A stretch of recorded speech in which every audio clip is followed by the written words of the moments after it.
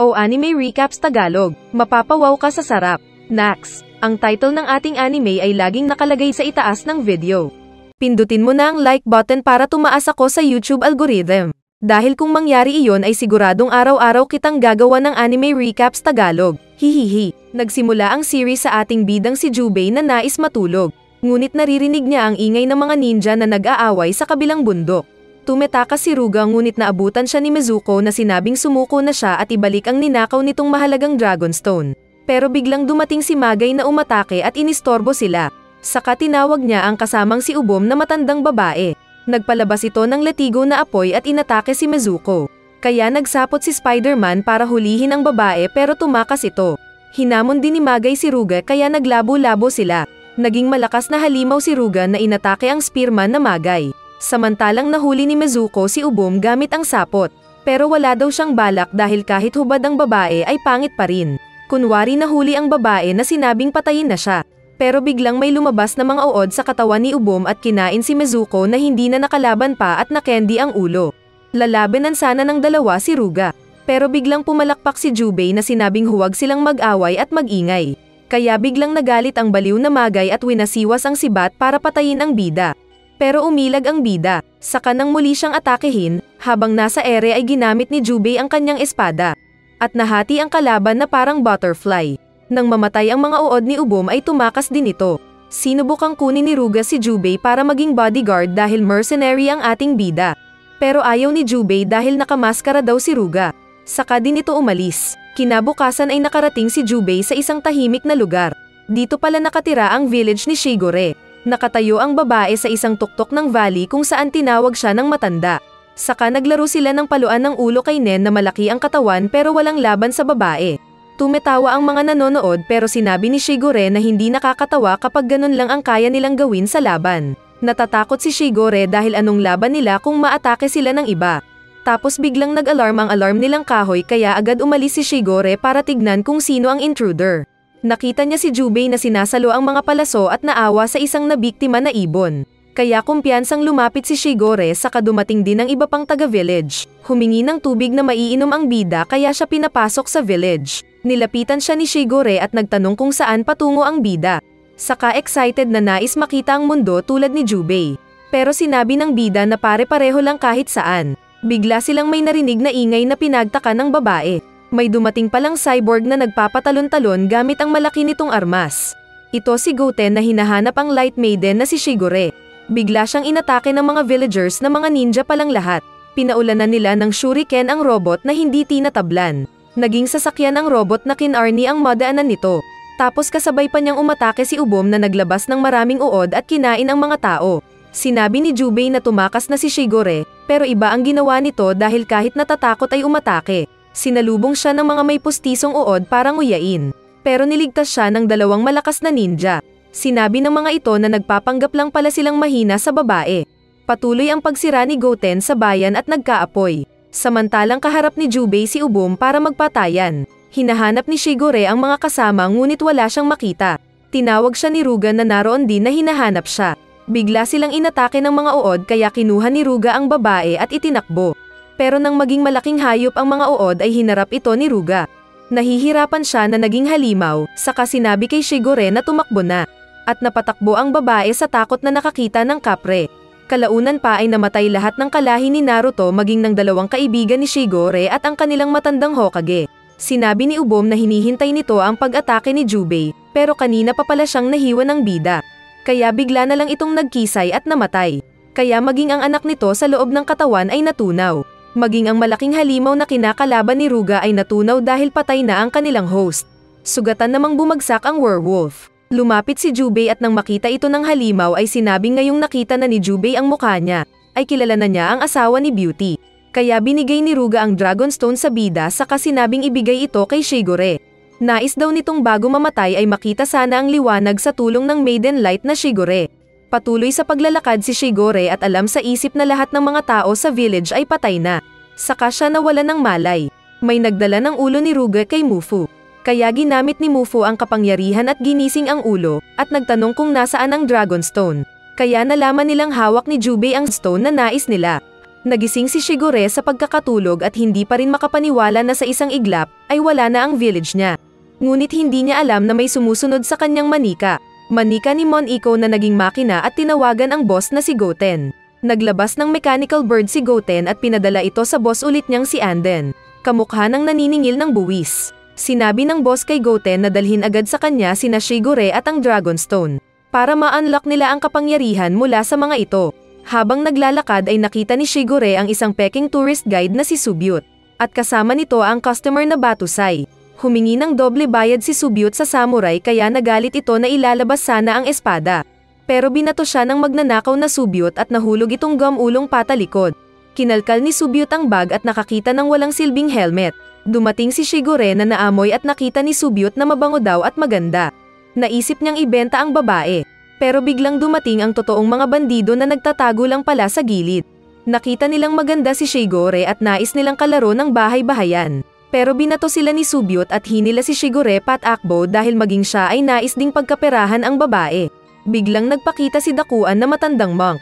At nagpalabas ng smoke bomb sa harap ng mga bandido, kaya nakatakas silang tatlo.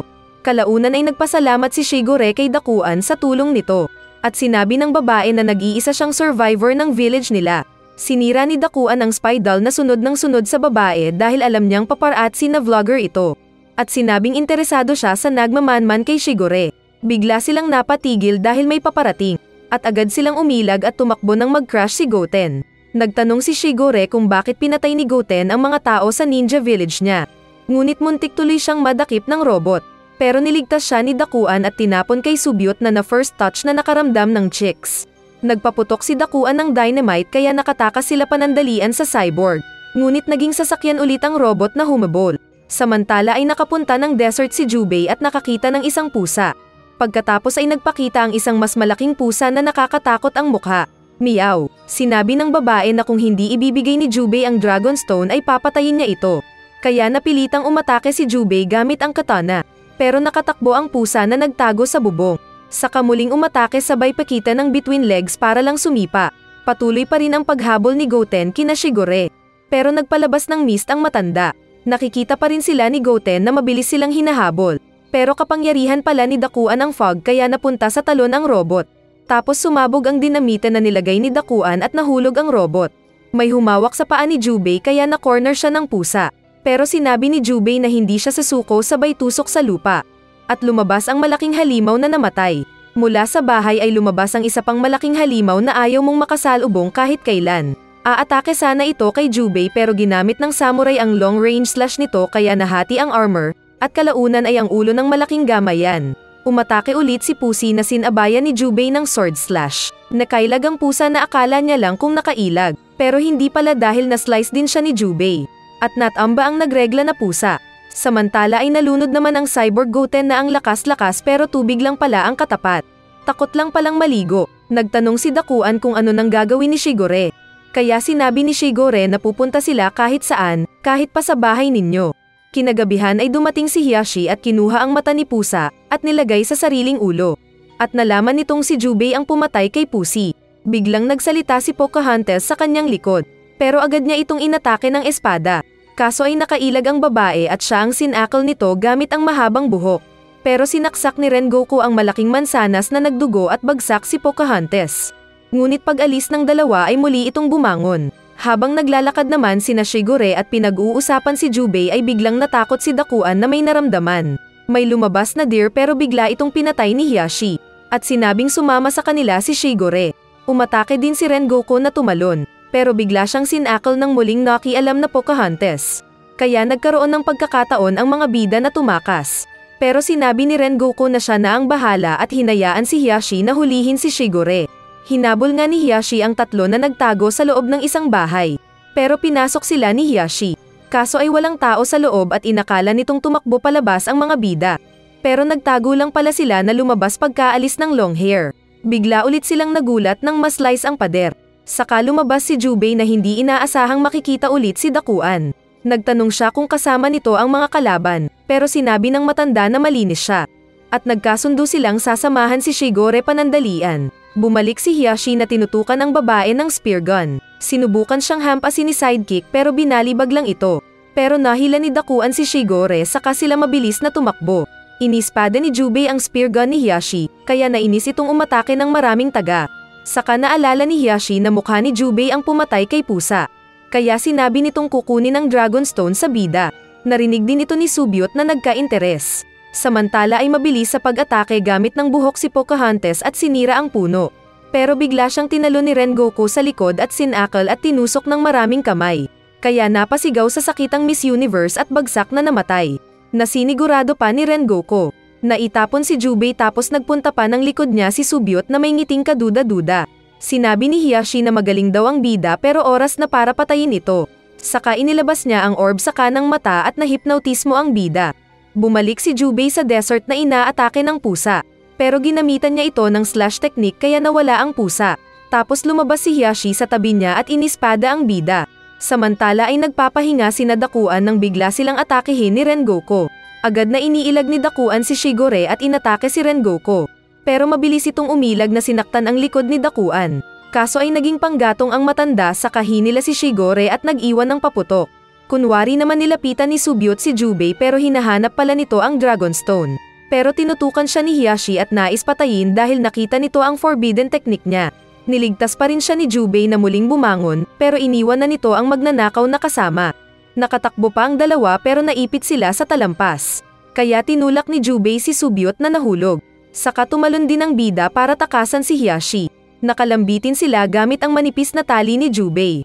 Pero marupok ang ex mo, ay este ang sanga kaya sila bumagsak. Hihihi. Inayos ni Jubei ang sugat at sinabing hahanapin si Shigure para ibigay ang Dragon Stone.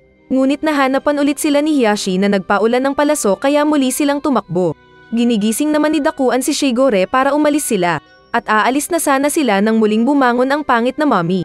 Kaya natatakot ang dalawa, pero nang makita nila si Jubei ay biglang nagsaya si Dakuan dahil mayroon na silang tagapagligtas. Ngunit inatake pa rin ng nakahabol ng Hiashi si Jubei. Tatakbo sana sina Dakuan pero nasa daan si Rengoku. Natatalo sa laban si Hiashi kaya tinulungan siya ni Rengoku at nakatakbo sina Shigure at ng dalawa. Pero sinabi ni Hiashi na habulin ni Rengoku ang tatlo at hulihin si Shigure. Saka muling inilabas ang orb na mata at muling mahipnotismo ang bida. Nag-one-on-one sila sa tabi ng bahay kubo. Umatake si Jubei pero biglang naglaho si Hiashi na nasa likod ulit. Pero siya ang binulag ni Jubei gamit ang kutsilyo. Saka inislice ng bida ang tiyan ni Hiashi na bumagsak. Nagalit si Rengoku na umatake kay Jubei, at napahigik ang bida nang magtalpakan sila sa ere. Kaya inakala ni Dakuan kung patay na siya. Sinubukan ng mga kalaban na maglaro ng doktor-doktoran, pero namatay si Hiashi kaya gustong maghigante ng pangit. Kinabukasan habang naglalakad ang tatlo ay nagpakita si Jubei. Kaya nagulat si Dakuan na akala kung patay na ang bida. Mabilis na ibinigay ni Jubei ang Dragon Stone at umalis na. Nang makatulog si Shigure ay kinuha ni Subyot ang Dragon Stone at itinakbo. Itatago na sana nito ang bato pero biglang may bumato sa kamay niya. Saka inapakan ang kamay ni Subyot. Tinawag ni Jubei ang matanda na naroon din pala, na tumalon mula sa puno.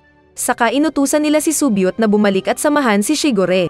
Pagkaalis ni Subyot ay biglang nag-iba ang paligid. May lumabas na malalaking ugat ng puno at hinuli si Jubei, kaya napanganga ang matanda. Pilit na inagaw ng ugat ng puno ang Dragon Stone na itinatago ni Jubei. Ngunit inispade niya ito at nahulog ang Dragon Stone. Pero bigla itong nahati at kinuha nila pareho ang tighati. Pagkaalis ng magnanakaw ay nakalaya si Jubei sa ugat. Saka sinabi sa matanda na babawiin niya ito at umalis. Ipinakita naman ng babaeng may kapangyarihan ng ugat na si Azame. Kinuha nito ang kalahati ng Dragon Stone. Saka pinatay ang kawawang taong nakakita sa kanya. Sa pagtakbo ay may nakasalubong na ninja si Jubei. At inakala niyang ito yung may-ari ng ugat ng puno. Tumalon ang ninja sa ere na ginamitan ni Jubei ng long-range slash. Pero buo pa ring nakalapag sa lupa ang kalaban. Natanggal ang maskara nito at ipinakitang lizardman pala ito kaya makapal ang balat. Makapal din ang mukha na may kalyo-kalyo pa. Hihihi. Sa kagamit ang mala machine gun na kaliskis ay pinagraratrat ang nagtagong bida. Nais ng taong butiki na kunin ang kalahati ng Dragon Stone. Pero ayaw ibigay ng bida. Samantala ay mabilis namang tumatakbo si Azame nang mapansin niyang may lumilipad na apoy. Saka nagpakita si Kitsunbi na parang invisible man. Sinabi nito kay Azame na ibigay na ang kalahati ng Dragon Stone. Umatake ang babae gamit ang karayom pero hinawi lang ito ni Kitsunbi. Saka inatake ang babae na napasigaw at natamba. Pero nang tignan ni Kitsunbi ay kahoy lang ito. Tumakbo ang babae at nagsisid sa tubig. Pero sinusundan siya ng mga insektong inutusan ni Kitsunbi. Nagawang maiwasan ni Azami ang ilang insekto ni Kitsunbi kaya umakyat siya. Pero paglingon niya ay marami pa palang insekto sa ere, na nilapitan siya at pinatulog gamit ang sleeping powder. Aba may balak. Samantala ay patuloy sa pagrat-rat ang lizardman kay Jubei. Pero tumalon ang bida sa itaas, at tinawag ang napanganga na lizard. Kaya sinaksak ni Jubei ang bunganga nito gamit ang mahabang pantusok. At lumabas ang lamang tae ng makapal ang balat na taong butiki at namatay. Samantala ay dinala ni Manyak ang walang malay na Azami sa kanyang kuweba para tignan ang kuweba nito. Saka pinahiga ang babae sa kama na bato. Bago gawin ang iniisip mo ay tinawag muna niya ang malaking moth at ibinigay ang kalahati ng Dragonstone. Saka umalis ang moth para e-submit ang Dragonstone sa boss nila. Pinagmasdan niya ang sexing katawan ng babae, saka mabilis sumakay at naging pinakamalakas na Hokage. Dahil sa naramdamang karayom ay nagising si Azami, na ginawang ugat ang kamay at tinusok ang likod ng pangit. Nasaktan ito pero masuches pala ang loko na gustong-gusto ang nangyayari. Pero natigil silang bigla nang magsalita si Jubei na naninilip pala, at sinabi nitong naroon siya para kunin ang kalahati ng Dragonstone. Tumakbo si Kitsunbi na nanalo sa loto pero agad hinabol ni Jubei samantalang naiwan si Azami na nanakawan ng puri. Hindi kasi magdamit ng bakal na armor. Samantala ay nakuha ng mas pangit na boss ang kalahati ng Dragonstone dahil dinala ito ng higanti na moth. Patuloy sa pagtakbo si Jubei nang utusan ni Kitsunbi ang marami nitong pampatulog na insekto. Inatake nila si Jubei na napagtantong nahulog siya sa patibong. Nararamdaman niya ang epekto ng pampatulog na insekto pero ayaw niyang matulad kay Azami. Kaya nang naamoy niya ang sulfuric acid sa malapit ay tumakbo siya para magtago doon. Kaso ay takot ang mga insekto sa amoy ng sulfur na hindi makalapit. Kaya tinawag na lang ni Kitsunbi ang kaibigan nitong Mothzilla at inatake si Jubei. Pero sa isang slash ay hinati lang ni Jubei ang moth. Saka mabilis din niyang ini-slice yung manyak na Kitsunbi at ito ay nabasag. Nabasag yung manyak na bote. Dahil wala ang Dragonstone ay naisip ng bida na naibigay na ito sa iba ni Manyak. Ipinakita ang isang ninja magnanakaw na sinubukang pasukin ang isang bahay. Pero nahuli siya ng mga barangay tanod. Kunwari maglalabas siya ng kapangyarihan, pero para lang siyang baliw at mabilis na nahuli. Ito si Tatsunosuke. Kinabukasan ay pinalaya siya at binigyan ng isang gold coin. Swerte namang magnanakaw nito, pero galit siyang umuwi dahil master thief ang tingin niya sa sarili. Biglang nagsalita ang misteryosong Aizen ang pangalan na sinubukan siyang kausapin. Pero iniwan niya ito at umalis. Habang naglalakad ang mga bida sa isang maulap na lugar ay pabida si Subyot tumayo sa harap. Pero biglang nahawi ang ulap at pinakita ang isang higanti na balak silang patayin. Ito si Kong Pepe. Hihihi. Umatake si Kong gamit ang malaki nitong espada pero sinanggalang ng bida. Sinamantala ni Subyot ang pagkakataon na kinuha ang Dragonstone mula kay Shigore, saka tumakbo. Kaya inutusan ni Jubei ang dalawa pang umalis din na mabilis kumaripas ng takbo. Nang maitapon ang espada ni Jubei ay binalak itong sirain ng malaking kapre. Pero hinila ng bida ang armas gamit ang matibay na tali. Sa lakas ni Kong ay nasira ang tulay na kanilang kinatatayuan at nahulog sila sa ilog. Tumayo pa ang higanteng nasa mukha ang itlog. Pero kalaunan ay natabunan din siya ng mga kahoy dahil sa bridge gone wrong prank niya. Samantala ay nakita ni Tatsunosuke si Subyot na may hawak na bato. Nagkunwari siyang namamatay sa gutom, pero binalak siyang iwan ni Subyot. Kaya hinawakan niya ang paa nito at nang matamba ay ninakaw ang Dragonstone. Nag-aaway sila nang biglang dumating yung mga samurai na tanod, at inisip na kasama ni Tatsunosuke si Subyot bilang partner in crime. Kaya tumakbo ang dalawa na dumaan sa gubat. Walang magawa si Subyot kundi sundan si Tatsunosuke na tinuro ang kanilang gagawin. May hinanda palang patibong si Tatsunosuke na iniwasan nilang dalawa.